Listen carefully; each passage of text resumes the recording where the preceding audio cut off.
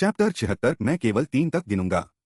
पिछले अध्याय में एक लड़के ने कहा कि वह भाग्यशाली है कि उसे अनिमा से नहीं लड़ना पड़ा।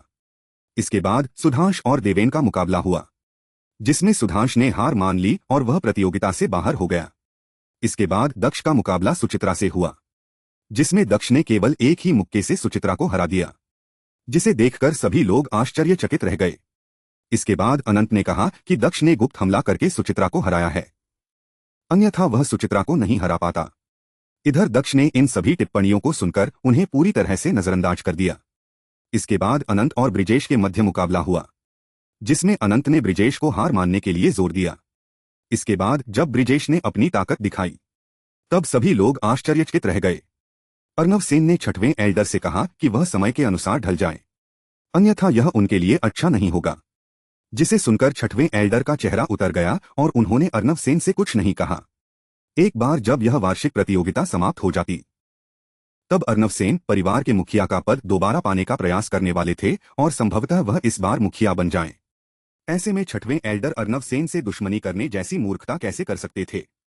इधर अर्णव सेन को ये बात कभी समझ में नहीं आई कि परिवार के पिछले मुखिया और उनके पिता ने मृत्युशैया पर लेटे हुए अपने अंतिम क्षणों में उनके बजाय आदित्य सेन को परिवार का मुखिया क्यों बनाया, क्योंकि आदित्य सेन जब छोटे थे तब वह शायद ही कभी परिवार में रहते थे।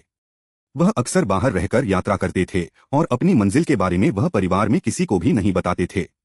परिवार में किसी को भी ये पता नहीं होता था कि आदित्य सेन कहाँ जाते थे, जबकि अर्णव सेन परिवार के स्तंभ थे और उन्होंने परिवार के लिए बहुत कुछ किया था। उन्होंने अपना पूरा जीवन परिवार के लिए समर्पित कर दिया था, लेकिन इसके बाद भी उनके पिता ने उनकी जगह आदित्य सेन को परिवार का मुखिया बनाया।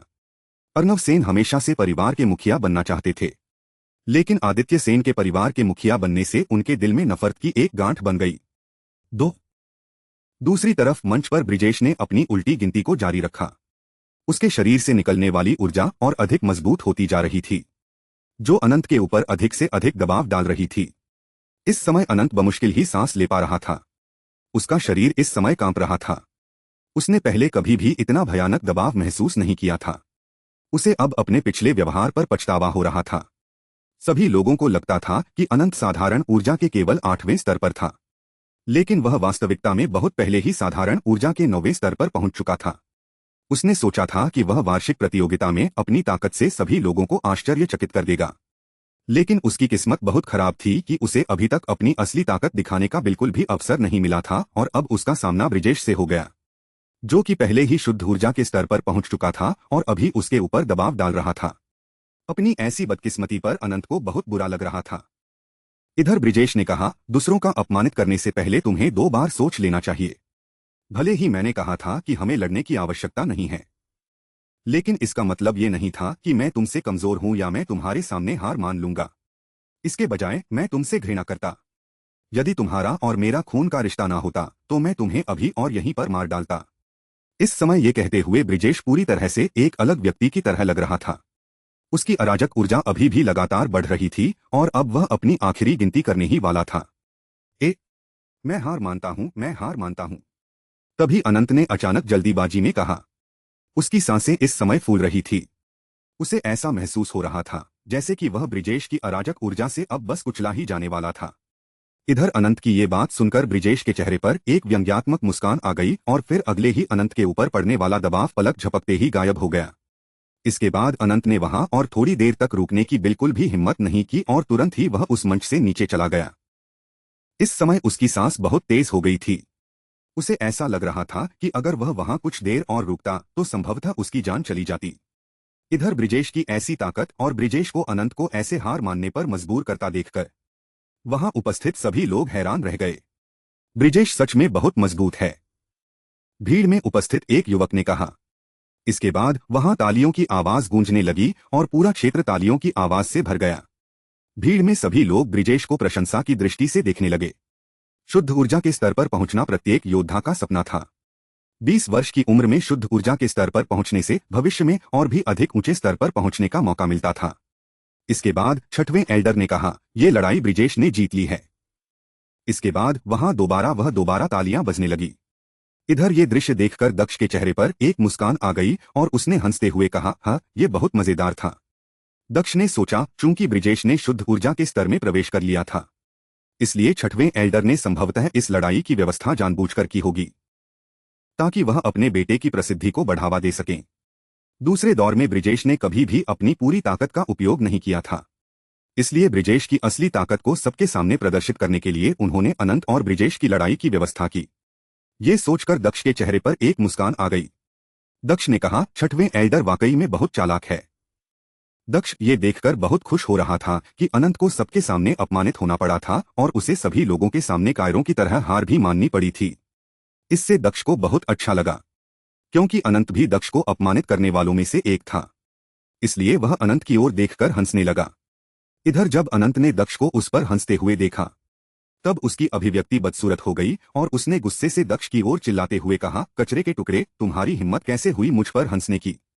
तुम एक बेकार इंसान हो और तुम्हें मुझ पर हंसने का कोई अधिकार नहीं है। अनंत की गुस्से भरी आवाज पूरे क्षेत्र में फैल गई। जब लोगों ने ये देखा कि कैसे अनंत दक्ष के ऊपर चिल्ला रहा है, तो वह सभी हंसने लगे। अर्नव सेन भी ये दृश्य देख रहे थे। उन्होंने कहा, अनंत ब्रिजेश से हार गया। क्योंकि ब्रिजेश बहुत मजबूत था, इसलिए ये उसके लिए कोई शर्म की बात नहीं है। लेकिन मैंने इसकी उम्मीद नहीं की थी कि कचरे का टुकड़ा, एक बेकार इंसान जो अनंत से बहुत कमजोर है, वह अपने से अधिक मजबूत योद्धा के ऊपर हंसने की हिम्मत करेगा। ये सचमुच अपमानजनक है। वो कचरे का टुकड़ा सच में बेशर्म है। इधर जब विजेंद्र सेन ने अर्नव सेन की बात सुनी, तो उन्हें बहुत अच्छा महसूस हुआ और उन्हें ठंडे स्वर में कहा, वह कचरे का टुकड़ा अनंत की क्षमताओं को बहुत कम आंक रहा है। आदित्य सेन, जो कि उन दोनों से ज्यादा दूर नहीं थे, उन दोनों की बातें सुनकर क्रोधित हो गए। उनकी अभिव्यक्ति बेहद ठंडी हो गई और वह उन्हें इसी समय मार डालना चाहते थे। इधर अनंत को गुस्सा होता देखकर दक्ष स्तब्ध रह गया। उसने नहीं सोचा था कि इतनी सी बात के लिए अनंत इतना ज्यादा गुस्सा हो जाएगा। इसके बाद अनंत ने दोबारा चिल्लाते हुए कहा, अब मेरा मुंह क्या देख रहे हो कचरे के टुकड़े? जाओ और जाकर अपने पिता के पीछे छिपे जाओ या फिर आओ और मुझसे आकर लड़ो। क्या तुम में मुझसे लड़ने की हिम्मत है? अनंत को इस समय बहुत गुस्सा आ रहा था और वह अपना गुस्सा नियंत्रित नहीं कर पा रहा था। इसलिए उसने अपना गुस्सा निकालने के लिए दक्ष का उपयोग करने की योजना बनाई। इधर ये देखकर दक्ष दोबारा स्तब्ध रह गया और फिर उसके चेहरे पर एक कुटिल मुस्कान आ गई। उसने कहा, यह पहली बार है कि मैंने तुम जैसा इतना हास्यास्पद व्यक्ति देखा है। तुम केवल अपने अहंकार के कारण अपमानित हुए हो और अब तुम अपना गुस्सा निकालने के लिए मेरा उपयोग करना चाहते हो। कितनी शर्म की बात है। ये कहते हुए दक्ष ने अपना सिर हिलाया और फिर वह अनंत की ओर बढ़ गया। मैं केवल 3 तक गिनूंगा। अगर तब तक तुमने हार नहीं मानी तो आगे होने वाले परिणाम के लिए मुझे दोष मत देना। दक्ष ने अनंत की ओर बढ़ते हुए लगभग ब्रिजेश के ही शब्दों को दोहराया, जिसे सुनकर पूरे क्षेत्र में सन्नाटा छा गया। किसी के भी मुंह से एक शब्द भी नहीं निकल रहा था। इस समय केवल दक्ष की ही आवाज वहां गूंज रही थी। इस समय ये दृश्य देख रहे सभी लोग भ्रमित नजर आ रहे थे। ब्रिजेश ने अनंत को हार मानने को कहा, क्योंकि वह पहले ही शुद्ध ऊर्जा के स्तर पर पहुंच चुका था और वह आसानी से अनंत को हरा सकता था, और अब दक्ष ने भी अभी वही बात दोहराई थी। लोगों को ये बात समझ में नहीं आ रही थी कि आखिर दक्ष ने ऐसा क्यों कहा, क्योंकि लोगों के अनुसार दक्ष तो साधारण ऊर्जा के केवल 7वें स्तर पर था और उनकी नजर में वह अनंत से बहुत कमजोर था। तो फिर वह अनंत से ऐसी बात कैसे कह सकता था? इसी बात से वहां उपस्थित सभी लोग थोड़े भ्रमित नजर हो गए। इधर अपने पिछले अपमान के कारण अनंत का चेहरा क्रोध से भरा हुआ था।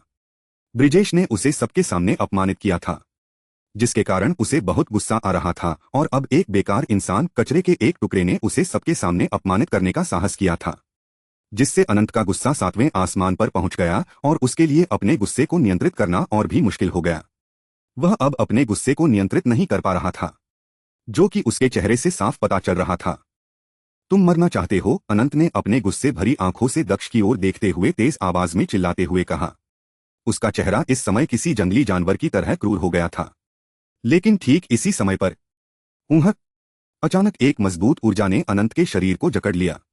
भले ही यह ऊर्जा ब्रिजेश की अराजक ऊर्जा जितनी मजबूत नहीं थी, लेकिन इससे अनंत का दिल जोरों से धड़कने लगा और उसका शरीर दोबारा डर से कांपने लगा। वह इस समय दोबारा से पहले की तरह ही बहुत डरा हुआ था, क्योंकि एक दमनकारी ऊर्जा इस समय उसके शरीर को कुचल रही थी और उसके ऊपर दबाव डाल रही थी। 3। इधर दक्ष ने भी धीरे धीरे उल्टी गिनती शुरू कर दी और अनंत के शरीर को जकड़ने वाली ऊर्जा समय के साथ और अधिक मजबूत होने लगी। अनंत को इस समय अपने ऊपर पड़ने वाले दबाव से घुटन महसूस होने लगी। उसके मन की सारी भावनाएं जैसे क्रोध, शर्म, आक्रोश सभी अचानक से गायब हो गए और उसके मन में केवल एक ही भावना बची और वह थी डर और आत्मरक्षा की भावना। इस समय अनंत ने डरते हुए अपने मन में सोचा, मैं साधारण ऊर्जा के 9वें स्तर का योद्धा हूं और मुझे साधारण ऊर्जा के स्तर पर कोई भी योद्धा इस तरह से नहीं दबा सकता। लेकिन इसके बाद भी मेरे सामने खड़े इस कचरे के टुकड़े में मुझे इस हद तक दबाने की शक्ति है। क्या वो भी शुद्ध ऊर्जा के स्तर पर पहुंच चुका है? उसके मन में ये बात आते ही अनंत की आंखें हैरानी से भर गई और उसका दिल और जोरों से धड़कने लगा। उसका चेहरा अचानक डर से पीला पड़ गया। इस समय वहां उपस्थित हर कोई भ्रमित लग रहा था, क्योंकि उन्होंने केवल ये देखा कि अनंत अचानक से घबरा गया और उसे सांस लेने में परेशानी होने लगी। भले ही वहां उपस्थित लोग दक्ष के द्वारा छोड़े गए बल में उपस्थित ऊर्जा को महसूस कर सकते थे, लेकिन वह ऊर्जा वातावरण में उपस्थित तत्वों के साथ पूर्ण रूप से संलग्न में थी, जिससे उन्हें इस बात का बिल्कुल भी आभास नहीं हो रहा था कि इस समय एक अत्याचार ऊर्जा अनंत के ऊपर दबाव बना रही है। उन्हें केवल यह लग रहा था कि यह ऊर्जा संभवतः वातावरण में उपस्थित तत्वों की ऊर्जा है। वहां उपस्थित किसी भी साधारण व्यक्ति ने यह नहीं सोचा कि यह ऊर्जा दक्ष द्वारा छोड़ी गई थी। केवल मजबूत लोग ही इस समय दक्ष के द्वारा छोड़ी गई मजबूत ऊर्जा को महसूस कर पा रहे थे, जिससे उन सभी को हैरानी हो रही थी। इस समय उन्होंने दक्ष को धीरे धीरे अनंत की ओर बढ़ते हुए देखा। वहां अनंत ये महसूस कर पा रहा था कि दक्ष की ऊर्जा कितनी मजबूत है। इससे उसका दम घुटता जा रहा था। इस समय सेन परिवार के सभी सदस्यों को लग रहा था कि दक्ष एक बिल्कुल अलग इंसान में बदल गया है, क्योंकि दक्ष इस समय आकाश और पृथ्वी के बीच तत्वों और शक्तियों के बीच पूर्ण संलग्न में था।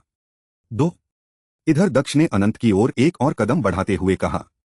भले ही दक्ष की आवाज बहुत धीमी थी, लेकिन अनंत के लिए दक्ष की आवाज इस समय किसी हथौड़े की तरह उसके सीने पर वार कर रही थी।